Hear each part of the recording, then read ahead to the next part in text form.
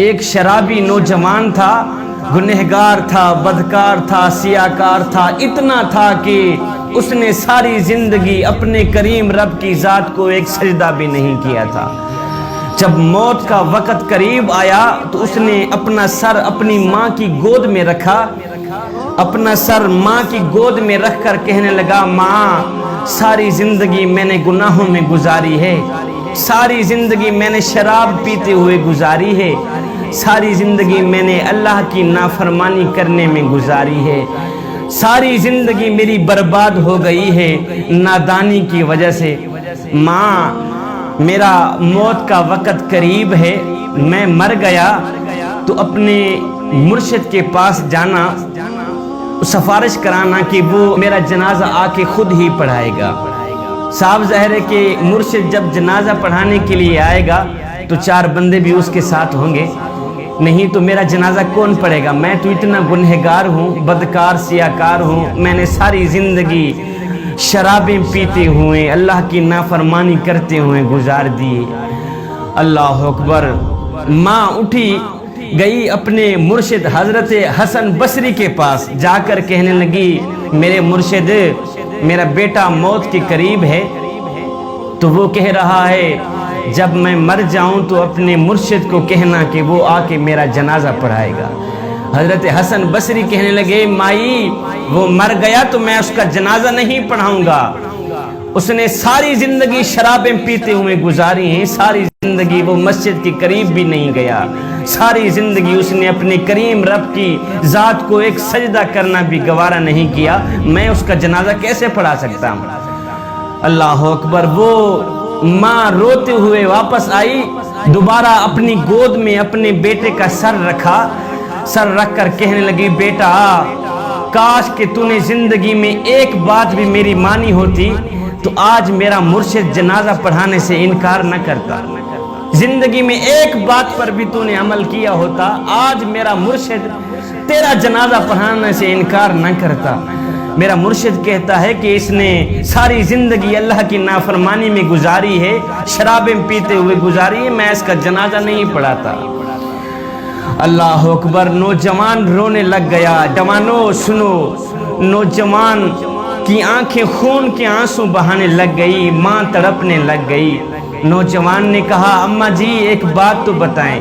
ماں کہنے لگی، جی بولو بیٹا، کیا کہنا چاہتے ہو؟ نوجوان نے کہا، ماں مجھے اتنا بتا دے کہ میرے گناہ زیادہ ہیں یا میرے کریم رب کی رحمت زیادہ ہے؟ میرے گناہ زیادہ ہیں، میری بدکاریاں زیادہ ہیں، یا اس کریم رب کی رحمت زیادہ ہے؟ ماں خاموش رہی، ماں نے کوئی جواب نہ دیا۔ اس کے بعد بیٹا رو کر کہنے لگا، ماں مجھے ایک بات تو بتا دے، اگر ایک لمحے کے لیے تجھے میرا کریم رب مہلت دے دے، تجھے میرا اللہ مہلت دے دے، اے گنہگار کی ماں، اگر تو چاہے تو اس گنہگار بیٹے کو جنت میں بھیج دے، اگر تو چاہے تو اس کو جہنم میں بھیج دے، اگر ایک لمحے کے لیے میرا اللہ تجھے مہلت دے بھی دے تو مجھے کہاں ڈالے گی؟ جنت میں ڈالے گی یا جہنم میں پھینک دے گی؟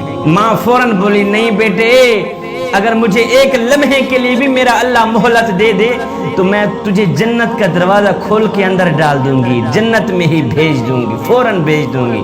نوجوان تڑپ کر کہنے لگا، اماں جی جو خدا 70 ماؤں سے بھی زیادہ محبت کرنے والا ہے وہ مجھے جہنم میں کیسے ڈال سکتا ہے؟